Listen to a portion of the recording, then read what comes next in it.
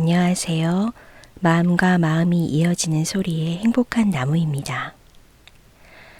어린 왕자가 자신의 별과 이웃해 있던 별들을 방문하게 됩니다. 어떤 이야기가 펼쳐지게 될지 지금부터 이야기 속으로 들어가 보겠습니다.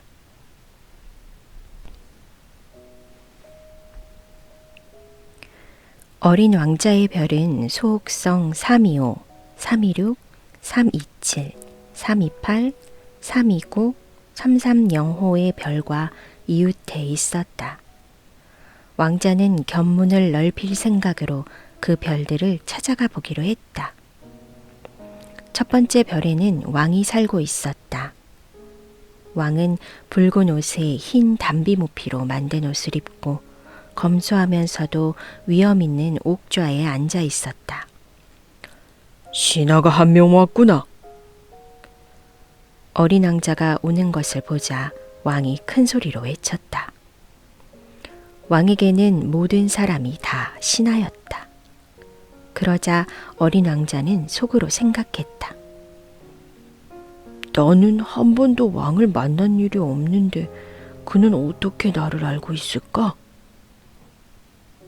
왕들에게는 세상이 매우 단순하다는 것을 어린 왕자는 몰랐던 것이다. 왕들에게는 모든 사람들이 신하인 것이다. 너를 좀 더 자세히 볼 수 있도록 가까이 다가오라. 이 왕은 마침내 누군가의 왕 노릇을 하게 된 것이 무척 자랑스러워졌다. 어린 왕자는 앉을 곳을 찾기 위해 사방을 둘러보았다. 그러나 그 별은 왕의 호화스러운 흰 담비 모피로 온통 뒤덮여 있었다. 어린 왕자는 똑바로 서 있을 수밖에 없었다. 그는 피곤해서 하품을 했다. 왕 앞에서 하품하는 것은 예절에 어긋나는 일이다. 하품을 그만오라. 하품을 참을 수가 없어요. 긴 여행 탓에 잠을 자지 못했거든요. 어리둥절해진 어린 왕자가 대답했다. 그렇다면 하품을 해도 좋다. 하품하는 걸 본 지도 여러 해가 되었구나. 하품하는 모습은 짐에게는 신기한 구경거리니까. 자, 또 하품하라. 명령이다. 그렇게 말씀하시니까 하품이 안 나와요. 얼굴을 붉히며 어린 왕자가 말했다.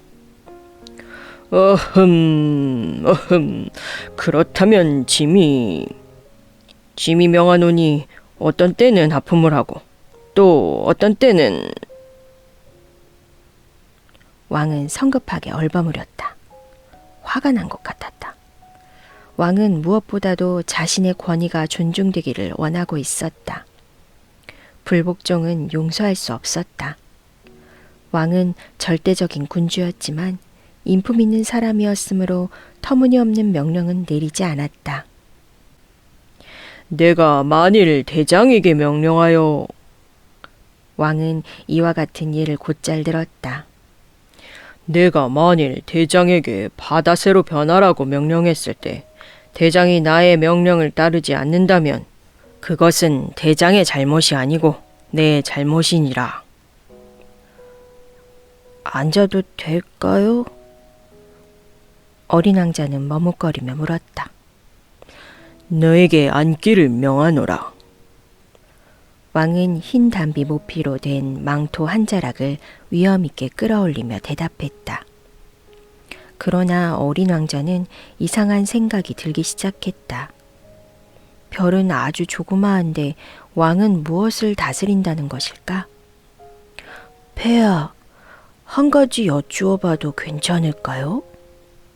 네게 명하노니 질문하라.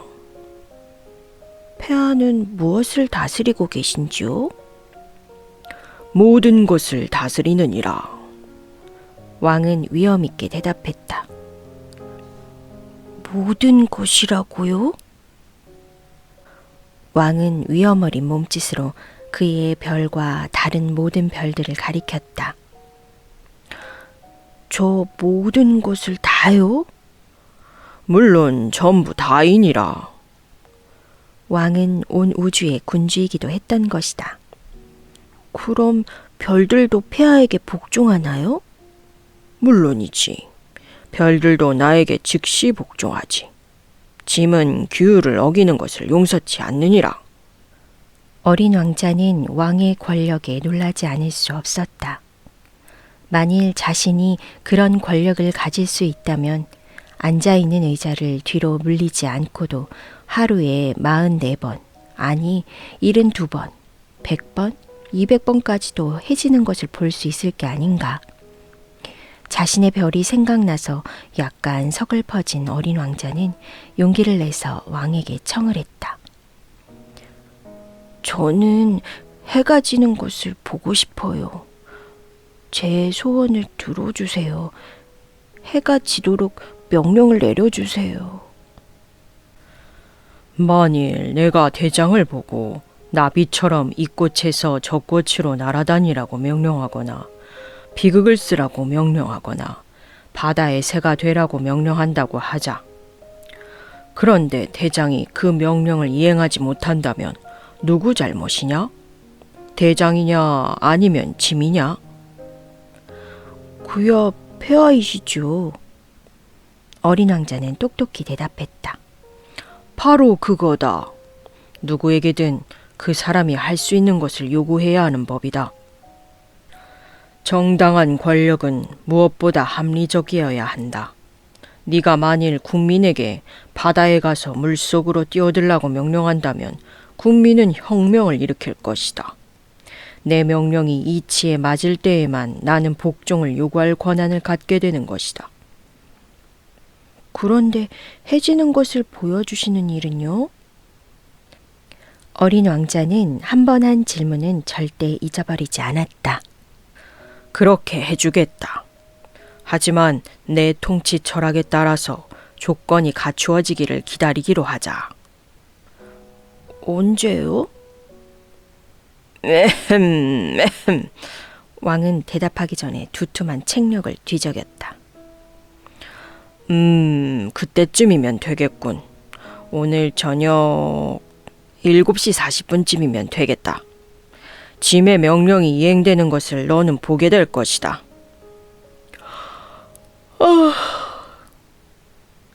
어린 왕자는 하품을 했다. 자신의 별에서 보았던 석양이 그리워졌다. 게다가 지루하기도 했다. 이제 저는 여기서 할 일이 없어요. 그러니 저는 또 여행을 떠나야겠어요. 가지 마라. 왕은 신하가 한 사람 생겨 몹시 자랑스럽게 생각하던 참이었다. 떠나지 마라. 너를 대신으로 삼겠다. 무슨 대신요? 법무 대신이다. 하지만 재판받을 사람이 아무도 없는데요? 제가 벌써 다 둘러보았어요. 그야 알 수 없지.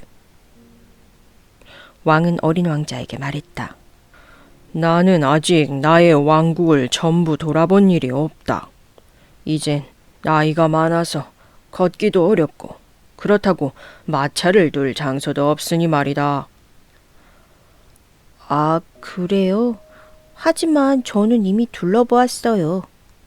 어린 왕자는 허리를 굽혀 별 저쪽을 다시 힐끗 쳐다보면서 말했다. 여기는 물론 별 저쪽에도 아무도 없었다. 그럼 네 자신을 재판하라. 남을 재판하는 것보다 자기 자신을 재판하는 게 훨씬 더 어려운 법이다. 자신을 공정하게 재판할 수 있다면 참으로 지혜로운 사람일 게다. 어느 곳에서든 저 자신을 재판할 수 있어요. 그러니 이 별에서 살 필요는 없습니다. 내 별 어딘가에 늙은 쥐 한 마리가 있느니라. 밤만 되면 쥐 소리가 들려. 그 늙은 쥐를 심판하는 게 어때? 가끔 그놈을 사형에 처하는 거야. 쥐의 운명이 네 심판에 달리게 되는 것이다. 그러나 매번 그에게 특사를 내려라. 단 한 마리밖에 없는 쥐니까 아껴둬야지. 저는 사형 선고를 내리는 건 싫습니다. 가겠습니다. 안 돼. 어린 왕자는 떠날 채비를 끝마쳤지만 늙은 왕을 섭섭하게 하고 싶지는 않았다. 폐하에게 복종하기를 원하신다면 제게 정당한 명령을 내려주시면 되지 않겠습니까? 이를테면 1분 내로 떠나라고 제게 명령을 내리실 수 있습니다. 제가 보기에는 여건이 마련된 것 같은데요. 왕은 아무 대답도 하지 않았다. 어린 왕자는 머뭇거리다 한숨을 내쉬고 곧 길을 떠났다. 너를 대사로 삼겠다. 왕이 황급히 외쳤다. 왕은 여전히 권위에 가득 찬 표정이었다. 어른들은 정말 이상해. 어린 왕자는 중얼거리며 여행을 계속했다. 두 번째 별에는 자만에 빠진 사람이 살고 있었다. 오, 나를 찬미하는 사람이 오고 있구나. 자만에 빠진 사람은 어린 왕자를 보자마자 멀리서 소리쳤다. 자만에 빠진 사람에게는 다른 사람들이 모두 자기를 찬미하는 사람으로 보인다. 안녕하세요. 이상한 모자를 쓰고 계시는군요. 담례를 위한 거지. 사람들이 나에게 환호를 보낼 때 모자를 살짝 쳐들고 인사한단다. 그런데 애석하게도 지나가는 사람이 없어. 그래요? 어린 왕자는 이렇게 말은 했지만 그 자만에 빠진 사람이 무슨 말을 하는지 알지 못했다. 자, 손뼉을 쳐봐. 자만에 빠진 사람이 지시했다. 어린 왕자는 손뼉을 짝짝 쳤다. 그러자 자만에 빠진 사람이 모자를 살짝 쳐들고 점잖게 인사했다. 왕을 방문했을 때보다는 재미있군. 어린 왕자는 속으로 중얼거리며 다시 손뼉을 쳤다. 자만에 빠진 사람이 살짝 모자를 들어올리며 담례했다. 그러나 그렇게 5분쯤 지나고 나니 이런 단조로운 장난도 재미가 없어졌다. 그 모자를 떨어뜨리려면 어떻게 해야 하는 거죠? 자만에 빠진 사람은 어린 왕자의 말을 듣지 못했다. 그는 찬미하는 말이 아니면 귀담아 듣지 않았다. 너는 정말로 나를 찬미하는 거지? 찬미한다는 게 뭔가요? 찬미한다는 건 네가 나를 이별해서 제일 잘생긴 데다 옷도 잘 입고 가장 부자일 뿐 아니라 누구보다 지적인 사람이라고 생각하고 인정해주는 거지. 하지만 이별에는 아저씨 혼자뿐이잖아요. 나를 기쁘게 해다오. 어쨌건 나를 찬미해줘. 아저씨를 찬미해요. 어린 왕자는 못마땅하다는 듯이 어깨를 으쓱해 보이며 말했다. 하지만 그게 뭐 그리 재미있나요? 그러고는 어린 왕자는 그곳을 떠나버렸다. 어른들은 확실히 별난 데가 있단 말이야. 어린 왕자는 이렇게 중얼거리며 여행을 계속했다. 그 다음 별에는 술꾼이 살고 있었다. 어린 왕자는 이 별을 아주 잠깐 동안 방문했을 뿐이지만 몹시 우울해지고 말았다. 거기서 뭘 하고 계세요? 술꾼은 빈 병과 술이 가득 찬 병을 앞에 수북이 늘어놓고 말없이 앉아 있었다. 술을 마시고 있지. 술꾼은 침울한 표정으로 대꾸했다. 왜 술을 마시지요? 잊기 위해서지. 무엇을 잊기 위해서요? 어린 왕자는 그에게 딱한 생각이 들어서 물었다. 내가 부끄럽다는 것을 잊기 위해서. 술꾼은 사형대에 서 있는 것처럼 고개를 숙인 채 고백했다. 뭐가 부끄럽다는 건가요? 어린 왕자는 그를 도와주고 싶어 캐물었다. 술을 마시는 게 부끄러워서. 그러고 나서 술꾼은 입을 다물어 버렸다. 어리둥절해진 어린 왕자는 다시 길을 떠났다. 어른들은 정말 이상해. 그는 혼잣말을 하며 여행을 계속했다. 네 번째 별은 사업가의 별이었다.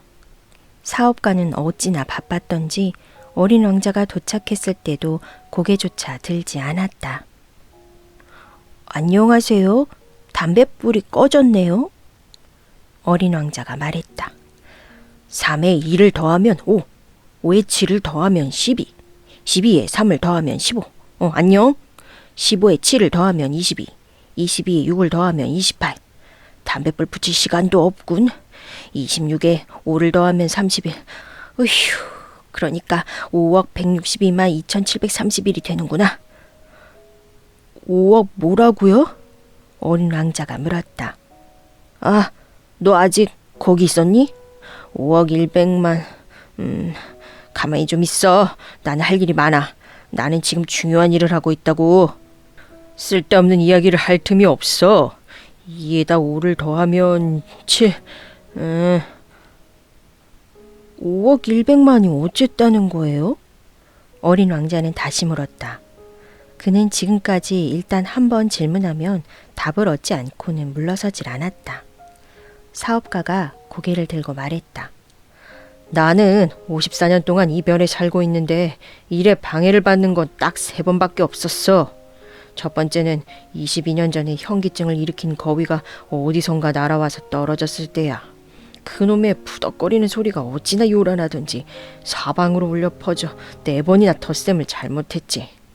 두 번째는 11년 전이었는데 류머티즘 때문이었어. 물론 운동 부족으로 생긴 병이지. 빈둥거릴 시간이 없으니까. 지금이 바로 3번째야. 가만, 내가 5억 100만이라고 했었지? 대체 뭐가 5억 100만이라는 건가요? 사업가는 이 질문에 대답하지 않고는 조용히 앉아 일할 수 없겠구나 하는 생각이 들었다. 가끔씩 하늘에 보이는 수많은 저 작은 물체들 말이다. 파리 말인가요? 아니야, 반짝반짝하는 조그만 것들 말이야. 그럼 꿀벌 말인가요? 아니, 게으름뱅이들에게 쓸데없는 공상에 빠져들게 하는 금빛 나는 작은 물체 말이야. 하지만 나는 중요한 일을 하는 사람이거든. 공상에 빠져 있을 틈이 없어. 별 말이군요. 그래, 맞았어, 별이야. 5억 개나 되는 별들을 가지고 뭘 하는 건데요? 5억 162만 2731개야. 나는 중요한 일을 하고 있어. 이 숫자는 틀림이 없어. 그 별들로 뭘 할 셈인데요? 무엇을 하겠느냐고? 네. 아무것도 하지 않아. 단지 소유하는 거야. 별들을 소유한다고요? 그럼. 하지만 내가 전에 본 어떤 왕은 아무것도 소유하지 않아. 다스릴 뿐이지. 소유한다는 것과 지배한다는 것은 아주 다른 문제야. 그 별들을 소유하는 게 아저씨에게 무슨 도움을 주나요? 부자가 되는데 필요하지. 부자가 되면 뭐가 좋은데요? 누군가 별을 발견하면 그걸 살 수 있지. 이 사람도 그 술꾼처럼 말하는구나. 어린 왕자는 속으로 의아하게 생각하며 계속 질문했다. 어떻게 별들을 소유한다는 거죠? 도대체 별들은 누구 거지? 투덜대듯 사업가가 되물었다. 전 몰라요. 누구의 것도 아니겠죠. 그러니까 별들은 내 것이 되는 거야. 내가 제일 먼저 그 생각을 했으니까. 누군가 임자 없는 다이아몬드를 발견했다면 그건 발견한 사람의 것이지. 주인 없는 섬도 그것을 발견한 사람의 소유가 되는 거지. 만약 어떤 좋은 아이디어를 제일 먼저 생각해냈다면 특허를 내서 그 아이디어를 자신의 것으로 만들 수 있는 거지. 그런 식으로 나도 별들을 갖는 거야. 왜냐면 나보다 먼저 별을 가질 생각을 한 사람은 아무도 없었거든. 아, 그렇군요. 그럼 아저씨는 그 별들을 가지고 뭘 하시는 건데요? 관리하지. 별을 세어보고 또 세어보는 거야. 힘든 일이긴 하지만 나는 중대한 일에 관심이 많거든. 저는요, 실크 스카프를 가지게 되면 그걸 목에 두르고 다녀요. 또 꽃이 내 것이라면 꺾어 가지고 다닐 수 있겠죠. 하지만 아저씨는 하늘에서 별을 딸 수는 없잖아요. 그럴 수는 없지. 하지만 그것들을 은행에 맡길 수는 있어. 그건 무슨 말이에요? 조그만 종이에 내 별들의 수를 적어놓고 그걸 서랍에 넣어 잠가두는 거야. 그것뿐인가요? 그것으로 족하지. 그거 참 재미있군. 시적이기도 하고. 하지만 그렇게 대단한 일은 아니군.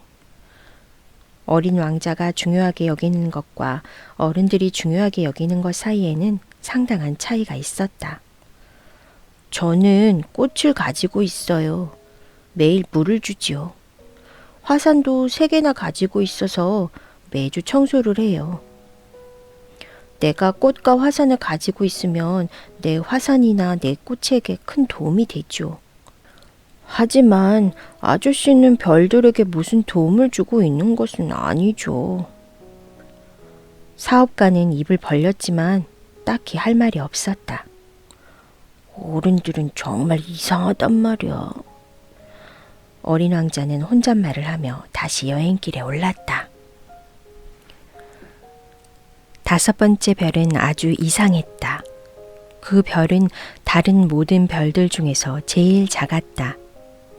이 별에는 가로등 하나와 가로등을 켜는 사람 1명이 있을 정도의 공간밖에 없었다.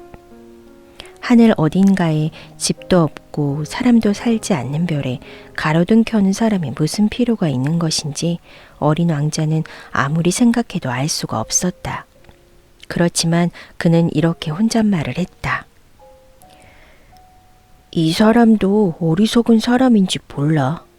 그렇지만 내가 만났던 왕이나 자만에 빠진 사람, 또 사업가와 술고리처럼 그렇게 터무니없지는 않을 테지.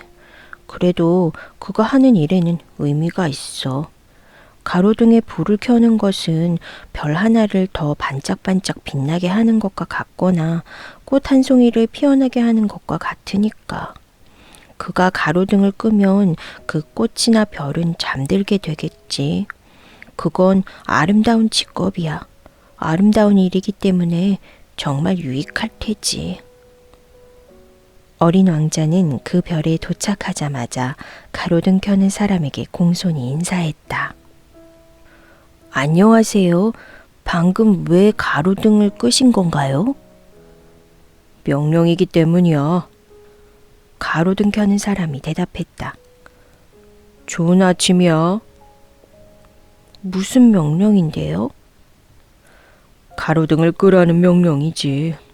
잘 자. 그는 다시 가로등 불을 켰다. 지금은 왜 가로등을 다시 켰나요? 명령이야. 무슨 말인지 모르겠어요. 이해 못할 것도 없어. 명령은 명령인 거야.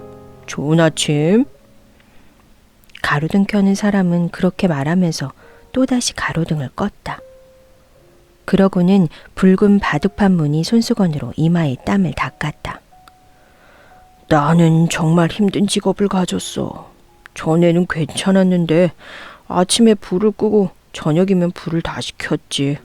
그래서 낮에는 쉬고 밤에는 잠을 잘 수 있었거든.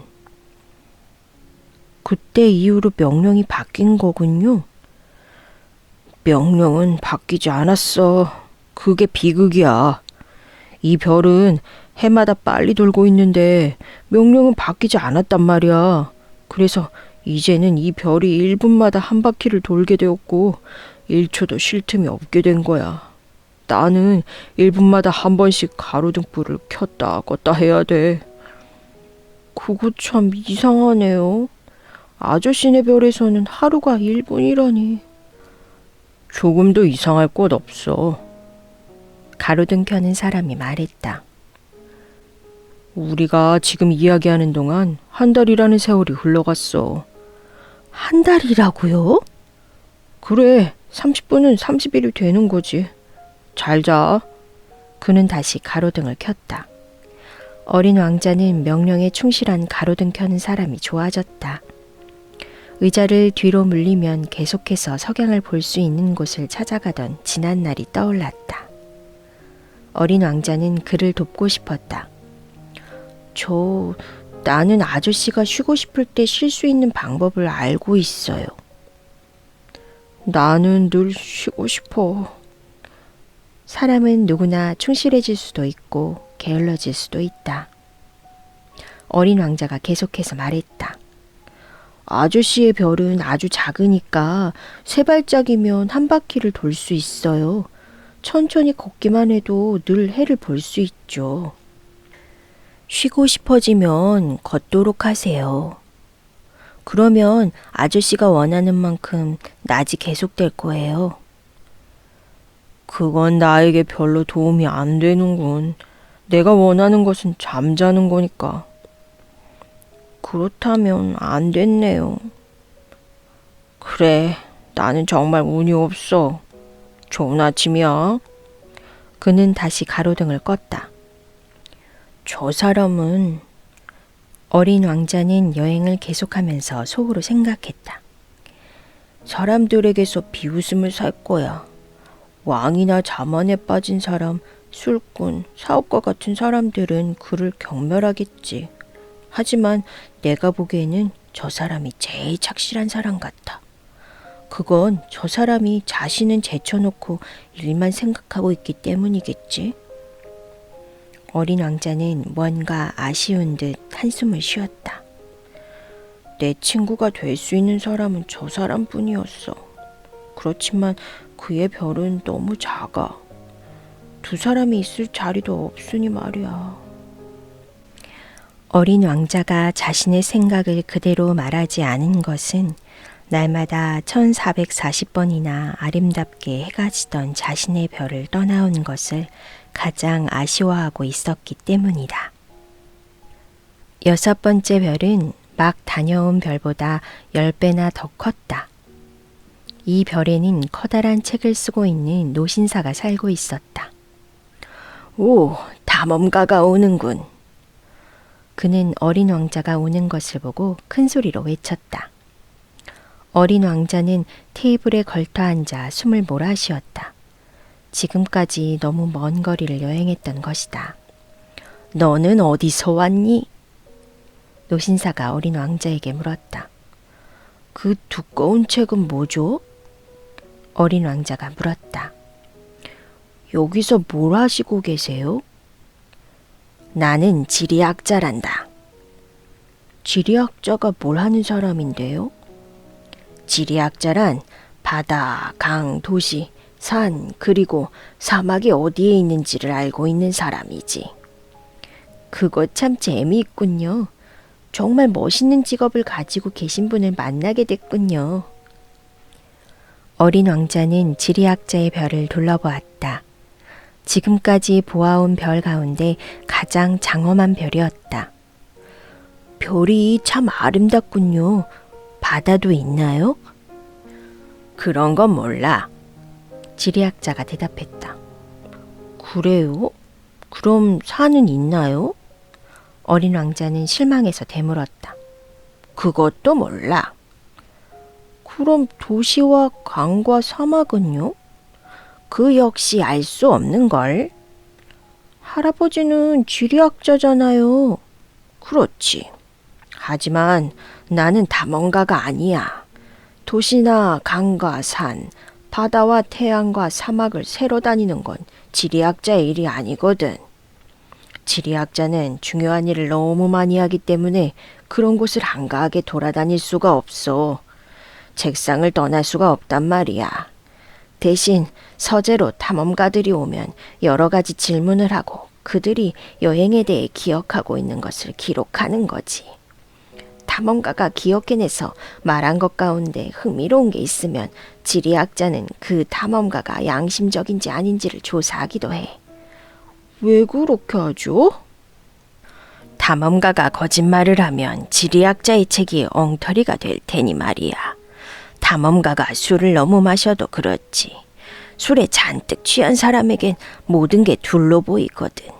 그렇게 되면 지리학자는 산이 하나밖에 없는 곳에다 산 2개를 기록하게 될지도 몰라. 저는 어떤 사람을 알고 있는데 그는 나쁜 탐험가가 되겠네요. 그럴 수도 있지. 그래서 지리학자는 탐험가가 양심적인 사람처럼 보이더라도 일단 그가 발견한 것을 조사시켜 보는 거지. 누가 그걸 보러 가나요?